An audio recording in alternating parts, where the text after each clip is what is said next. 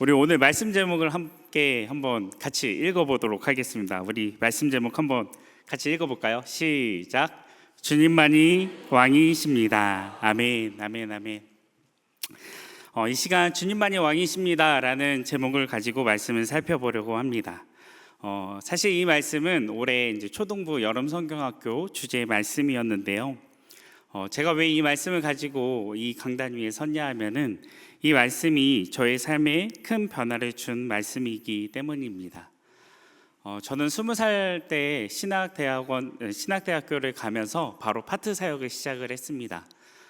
그렇게 20살 때부터 10수년이 넘게 사역을 하다 보니 사역을 하면서 많은 상처를 받아서 다시는 사역을 하지 않겠다라는 마음을 가지고 제주로 내려왔습니다. 그렇게 내려와서 여러 일을 하며 살아가다가 다시 4년 만에 전임으로 복귀하게 되었는데요. 오늘 이 말씀이 제가 다시금 사역으로 돌아올 수 있도록 해준 말씀이기 때문입니다. 그렇기 때문에 4년 만에 이 전임으로 이 자리에 서니까 굉장히 바들바들 떨리기도 하고 두려운 마음이 좀 가득하지만 간절히 바라기로는 오늘 이 말씀, 사람의 입술로 전달되는 이 부족한 말씀을 통해서 우리 교회와 가정과 개인의 삶이 오직 주님만이 왕이십니다라고 고백하며 나아가는 삶이 되기를 주님의 이름으로 소망합니다. 우리는 주님만이 왕이십니다라는 고백을 종종 합니다. 그런데 이것이 말뿐만인지 아니면 정말 우리의 삶 가운데 예수 그리스도가 주인된 삶을 살아가고 있는지는 한번 돌아보기를 원합니다. 먼저 우리에게 믿음이 있지 않습니까? 믿음이 있기 때문에 우리가 수요 예배도 나오고 또한 헌신도 하고 여러 봉사도 하면서 살아가고 신앙생활을 하고 있는데요. 우리의 믿음을 잘 정리한 것이 바로 사도신경입니다. 사도신경을 살펴보면은 예수님의 제자인 사도들이 우리가 믿는 것이 무엇인지를 잘 기록해 놓고 정리해 놓은 것인데요. 사도신경에 나온 첫 번째 문장을 한번 살펴보기를 원합니다. 우리 함께 한번 읽어볼까요? 시작. 나는 전능하신 아버지 하나님 천지의 창조주를 믿습니다. 아멘. 하나님은 천지를 창조하셨다. 우리가 이것을 믿는다는 것이죠. 하나님께서 하늘과 땅 그리고 모든 것을 창조하셨다는 것을 우리는 믿고 있는 것입니다.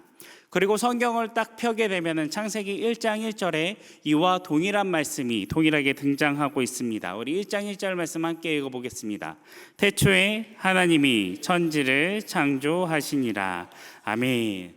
하나님께서 이 성경을 통해서 가장 처음에 기록하고 있는 말씀이 무슨 말씀이냐면은 하늘과 땅 그리고 이 세상의 모든 것들이 다 내 거야, 내 것이야 라고 말씀하고 계신 것입니다.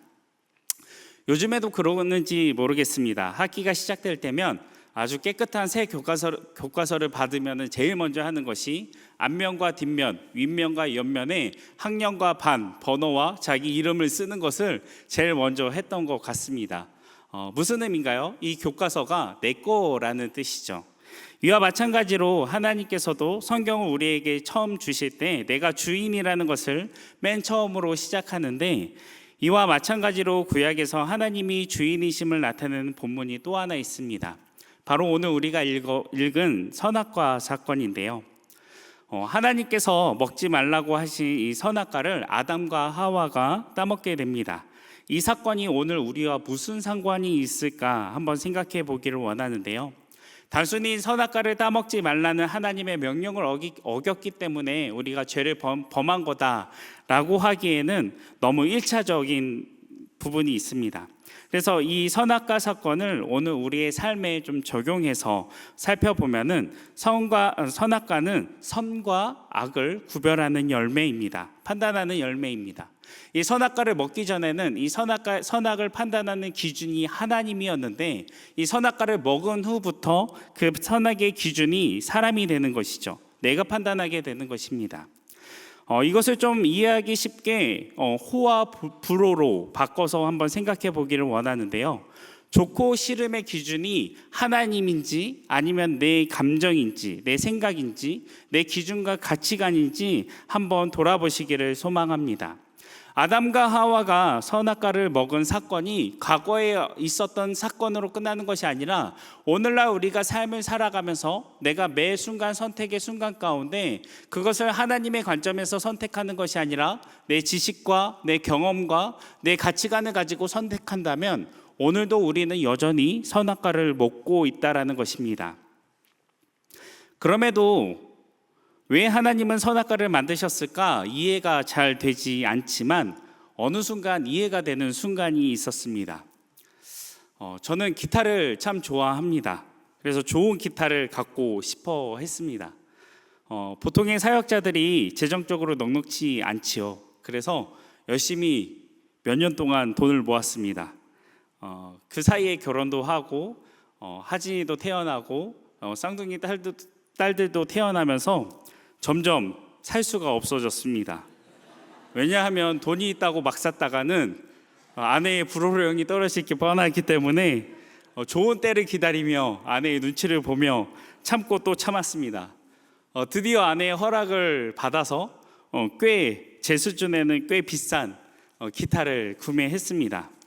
근데 문제가 생겼습니다. 어떤 문제냐면 제가 기타를 꺼내서 치려고만 하면 제 아들이 와서 자기도 치겠다고 제 기타를 건드리는 겁니다. 너무 화가 나죠. 왜냐하면 이 기타는 굉장히 제가 오랜 시간 돈을 모았고 비싼 거금을 들여서 산 거기 때문에 함부로 만졌다가는 기스가 나기도 하고 이게 좀 망가질까 봐 두려웠습니다. 그래서 한참 씨름을 하죠. 하진아, 이건 아빠 거야. 절대 만지면 안 돼. 해서 하진이한테 기타도 사주고 드럼도 사주고 아내가 치던 정말 실물 기타도 주워주면서 너는 이거를 쳐. 아빠 거는 아빠가 칠게 라고 하지만 얘도 보는 눈이 있는지 자꾸 비싼 제 기타만 치려고 하는 것입니다. 그렇게 한참을 씨름하다가 창세기 2장 16절 17절 말씀이 좀 깨달아졌습니다. 오늘 말씀 다시 한번 읽어볼까요? 시작. 여호와 하나님이 그 사람에게 명하여 이르시되 동산 각종 나무의 열매는 내가 임의로 먹되 선악을 알게 하는 나무의 열매는 먹지 말라. 내가 먹는 날에는 반드시 죽으리라 하시니라. 아멘. 이 말이죠. 하진이 아빠가 하진이에게 명하여 이르되 하진이 장난감 방의 모든 장난감은 임의로 만지되 하진이 방에 있는 기타를 만지지 말라. 만지면 정령 죽으리라. 이렇게 딱 와닿는 거예요. 그래서 여러분, 근데 제가 하진이를 정말 사랑해서 하진이가 제 기타를 쓰러뜨리고 집어 던졌다고 해서 제가 제 아들을 집어 던질까요? 아니죠. 제가 하진이를 사랑해서 저희 집에 있는 모든 것들을 다 하진이에게 줄 수 있습니다. 근데 이 기타가 의미하는 것은 무엇이냐 하면은 하진아, 내가 너를 사랑해서 내 모든 것들을 줄 수 있지만 그렇다고 해서 너가 이 집의 주인은 아니야. 이것을 뜻하고 있는 것입니다. 하진이한테 말하는 거죠. 하진아, 이 집은 너가 주인이 아니라 내가 주인이야. 내가 대출받았고 20일마다 국민은행에서 대출 이자가 나가는데 너 그거 아니? 이건 내 집이야. 너가 주인이 아니야. 라는 것을 명확히 보여주는 게 바로 이 기타의 상징입니다. 선악과는 그런 의미입니다. 하나님이 사랑하셔서 모든 것을 주시겠다고 하셨죠. 그리고 아담에게 위임해 주셨습니다. 그렇다고 해서 아담이 주인인가요? 아니죠. 아담은 위임자로서 위임받은 것들을 누리며 또한 다스리며 살아가야 하는 것입니다. 하지만 아담과 하와는 그러지 못했습니다. 자신의 삶에 자신이 주인 되어서 살아가게 되었던 것입니다. 선악과는 하나님이 주인이라는 것입니다. 아담과 하와는 자신이 자꾸만 자신의 삶에 하나님이 주인임이 아니라 내가 주인 되어서 내 생각과 내 경험과 내 가치관대로 살아가려는 욕망이 선악과 사건을 통해서 드러나는 것입니다. 우리도 그렇지 않습니까? 때로는 내 경험이, 내 지식이, 또한 내가 가진 가치관이, 때로는 내가 가진 부와 명예와 인맥과 모든 것들이 선악이 되어서 하나님이 주인이심을 망각하고 자꾸만 내가 주인 되어진 삶을 살아가고 있지는 않습니까? 반면에 끊임없이 자기 부인을 하며 주님만이 왕이십니다 라고 고백한 사람이 있는데 바로 오늘 우리가 살펴본 세례 요한입니다. 우리 요한복음 3장 30절 말씀 함께 한번 읽어볼까요? 시작.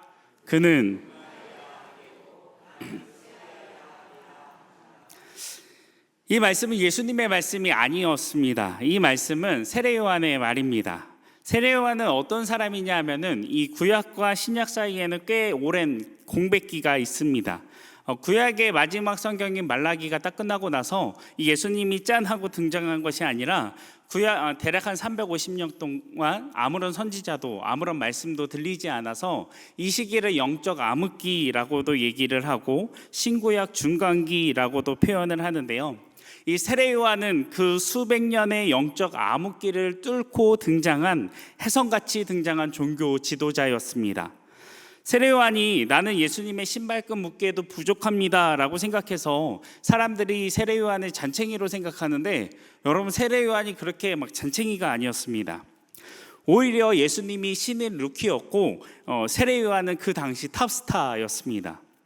세례 요한은 엄청난 인기가 있었습니다. 비록 메뚜기를 먹고 들에서 강에서 복음을 전하면서 살았지만 그를 따르는 사람이 있었고 기득권이라는 것이 있었습니다. 그리고 그것을 유지하고 싶은 마음도 있었겠죠. 여러분은 여러분들이 갖고 있는 그 즐거움을 유지하고 싶지 않으십니까? 여러분이 갖고 있는 어떤 돈을 유지하고 싶을 것입니다. 여러분들이 갖고 있는 어떤 인정을 유지하고 싶듯이 세례 요한도 자신에게 있는 어떤 좋은 것들을 유지하고 싶지 않았을까요? 그런데 예수님이 등장하고 어떤 문제가 생기냐 하면은 26절 말씀입니다. 우리 함께 한번 읽어볼까요? 시작.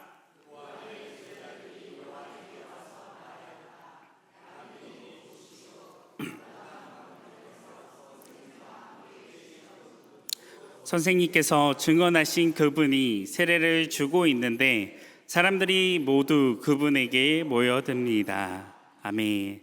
지금 사람들이 다 예수님께로 몰려간다라는 거예요. 일반적인 사람이라면 자신의 기득권을 유지하고 싶어서 빼앗기고 싶지 않아서 그런 경계하고 깔아뭉기고 헐뜯는 것이 당연한데 세례 요한은 그렇지 않습니다. 28절 말씀 함께 읽겠습니다. 그가 말한 바 나는 그리스도가 아니요 그 앞에 보내심을 받은 자라 한 것을 증언하는 자는 너희니라. 아멘. 사람들이 세례 요한에게 말합니다. 당신이 오시기로 한 그 메시아죠, 구원자죠, 선지자죠. 그럴 때 세례 요한이 말합니다. 난 아니야. 나는 성경에 기록된 사람이 아니야. 자기를 부인합니다. 나도 이것을 가지고 싶고 유지하고 싶고 그것을 누리면서 살아가고 싶은데 그것을 부인하고 그것을 예수님께 버려버리는 모습을 우리는 볼 수 있습니다. 자기에게 오는 달콤함을 거부해 버립니다. 생각해 보십시오. 내 인생도 중요한데 이왕이면 나도 흥하고 싶고 나도 잘 되고 싶은데 세례 요한은 뭐라고 고백하냐면 오늘 본문 30절에 그는 흥하여야 하고 나는 쇠하여야 한다라고 말하고 있는 것입니다. 신인에 불과한 예수님을 향하여 저분이다, 저분이 오시기로 한 메시아다라고 이야기하며 자신이 갖고 있는 기득권, 자신이 갖고 있는 모든 것들을 예수님께 내어드리고 역사의 뒤편으로 사라집니다. 왜 그랬을까요? 세례 요한은 아마 알고 있었을 것입니다. 자신이 주인공이 아니라 내 뒤에 오실 예수님이 주인공이라는 사실을 알고 있었을 것입니다.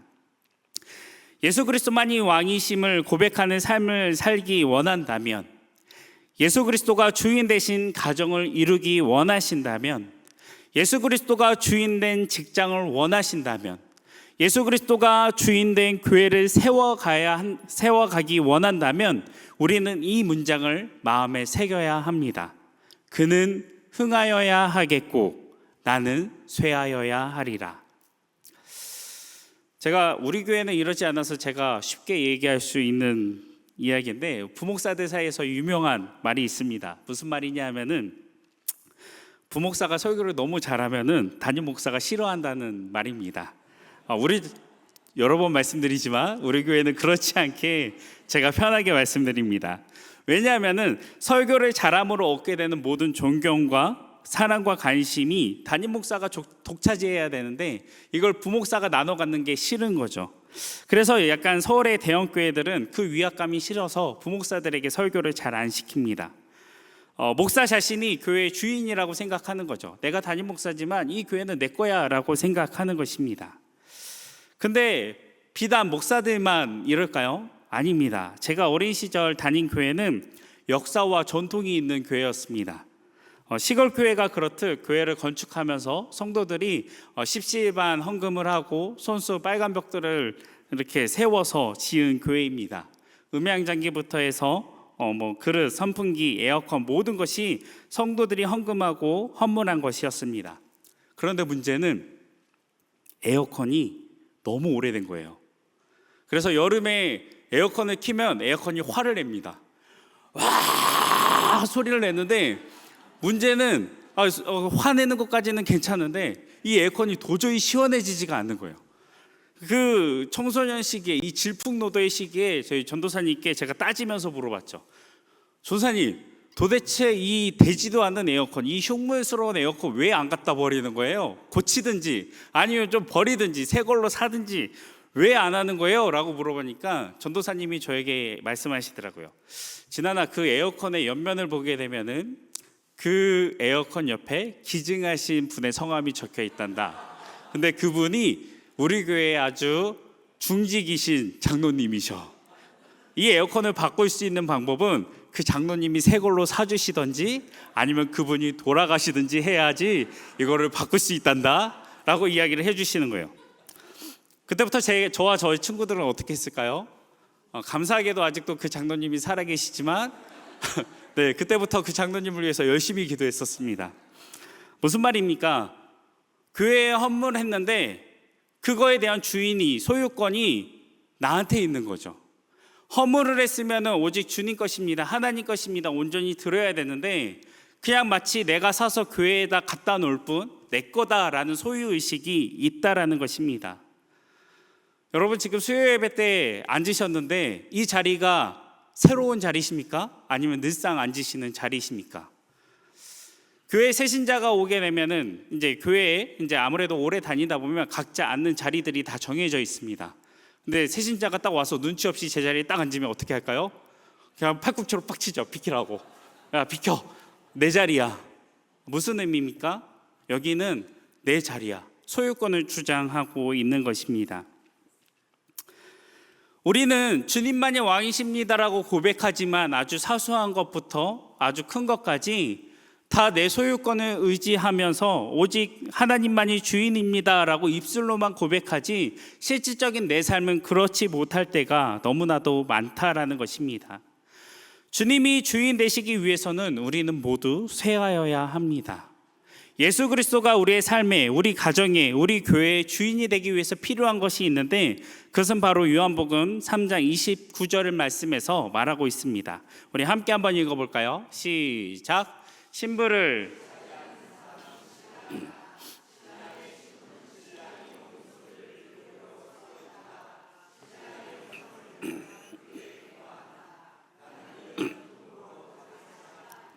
아멘.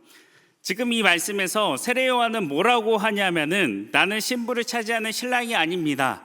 나는 신랑의 친구이고 그냥 크게 기뻐하는 사람입니다 라고 말합니다. 이 말을 좀 쉽게 말하면 들러리입니다. 제가 36살에 첫 결혼식 주례를 했습니다. 청년 사역을 하면서 있었던 그 청년부 회장 자매가 꼭 전도사님이 주례를 해주십시오 라고 해가지고 목사가 아니었지만 제가 36살에 첫 주례를 하게 되었는데요. 그때가 2022년 6월 11일이었습니다. 굉장히 더웠던 날이었는데요.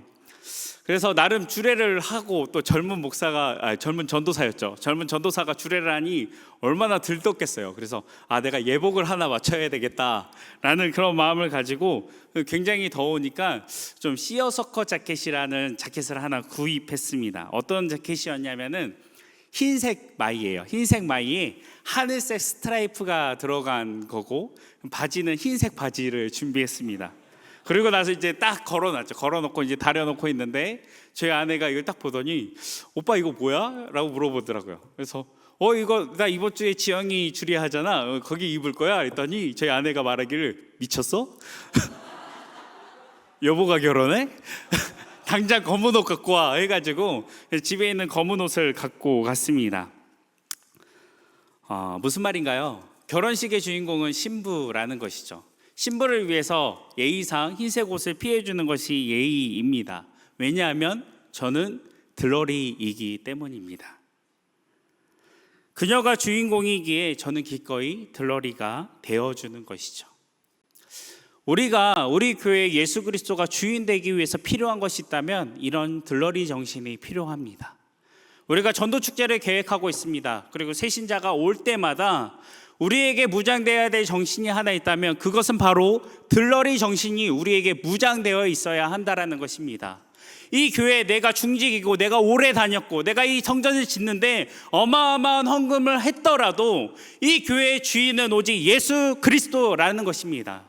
그 마음이 우리 안에 늘 내재되어야 있어야 한다라는 것입니다. 말씀을 마치겠습니다. 사실 올해 저에게는 정말 다사다난한 한 해였던 것 같습니다. 3월에는 쌍둥이 딸들이 태어났고 4월에는 목사 안수를 받았습니다. 그래서 초등부 여름 사역을 앞두고 교회에다가 사임 의사를 밝혔습니다. 그리고 초등부 여름 성경학교를 위해서 말씀을 묵상하는데 이 말씀이 계속 묵상되었습니다. 주님만이 왕이십니다. 주님만이 왕이십니다라는 말씀이 계속해서 맴도는 것입니다. 그런데 제 스스로 계속 질문 던지면서 정말 내 삶의 내 주인이 하나님이실까? 라고 돌아봤을 때 부끄럽지만 제 인생의 주인은 저였습니다. 제 힘과 능력으로 돈을 벌었고 제 지식으로 자녀를 키우고자 노력했습니다. 입술로는 주님만이 왕이십니다 라고 고백했지만 저조차도 말씀대로 살지 못했습니다. 그리고 그 말씀을 가지고 초등부 아이들 앞에 서는 게 너무나 부끄러웠습니다. 진아나, 오직 주님만이 왕이시라고 고백하면서 너는 왜 나를 신뢰하지 못하니? 너는 왜 온전히 맡기지 못하고 넌 왜 그렇게 발버둥치며 살아가고 있니? 라고 물어오는 것 같았습니다. 그래서 아내와 오랜 대화를 한 뒤에 다시 사역의 길을 가기로 결정했습니다. 사실 그렇게 딱 결정하면은 좀 쉬울 줄 알았습니다. 그런데 그 뒤로부터 더 큰 선택의 문제들이 찾아왔습니다. 제 친구들은 벌써 담임 목회를 하고 있는 친구들이 있는데요. 다시 사역을 복귀한다고 하니 어차피 복귀할 거면 제가 원래 선결교단 출신인데 선결교단으로 복귀해라. 너 어차피 이전에도 대형교회에 있었고 교단에서도 이미지가 그렇게 나쁘지 않았으니 그냥 이왕 복귀하는 거 선결교단에 대형교회로 복귀해서 부목사로 몇 년 있다가 지방에서 좋은 인맥 쌓고 좋은 평판을 쌓아서 있으면 좀 있으면 은퇴하는 목사님들 많으니 넌 좋은 목회지에 청빙받아 갈 수 있을 거다. 이왕이면 우리 다시 원래 교단으로 복귀해라 라는 말을 정말 많이 들었습니다. 그리고 인간적으로 고민이 되었습니다. 그래, 자녀를 키우려면 육지를 가야 되지 않을까? 그래, 이왕 목회 다시 하는 거면 선배와 후배들 그리고 동기들이 많은 원래 교단으로 가는 게 맞지 않나? 여러 인간적인 마음들이 제 안을 막 들쑤서 넣었습니다. 그래서 저희 교단의 총회 게시판에 청빙란을 찾아보며 어디를 가야 되지? 한동안 찾고 있을 때 또 뒤통수를 때리는 질문이 던져졌습니다. 진아나, 주님만이 왕이시라고 고백해놓고 왜 너는 또 나를 의지하지 않니? 너는 왜 또 네 생각대로 네 마음대로 가려고 하니? 라는 말씀이 제 마음을 때리는 것 같았습니다. 솔직히 좀 두렵습니다. 저는 목사나 장로 아들도 아니고 아무런 백도 아무런 인맥도 없습니다. 나를 제주로 인도하신 하나님, 사역을 내려놓았지만 다시금 사역의 자리로 불러주신 하나님, 그 하나님만 의지하며 나아가오니 주님 저의 인생을 책임져 달라고 기도할 수밖에 없었습니다. 정말 말씀을 마치겠습니다. 우리 찬양팀은 앞으로 나와주시고요, 반주해 주시면 감사하겠습니다. 사랑하는 서귀포 중학교의 성도 여러분, 목사인 저도 주님만이 왕이십니다라고 고백하지만 그렇게 살지 못할 때가 너무나도 많은 것 같습니다. 수없이 무너지고 깨지고 각자의 나름 최선을 다해서 발버둥 치며 살아가지만 여전히 무너지고 여전히 쓰러지는 제 모습을 보게 됩니다. 우리 성도님들도 마찬가지 아닌가요? 우리 주님 한번 믿고 맡겨봅시다. 때로는 우리의 가치관이 흔들리고 때로는 우리의 생각과 경험들이 우리를 혼란스럽게 할 수도 있지만 오직 주님만이 왕이십니다 라고 이렇게 고백하며 결단하며 나아가기를 소망합니다.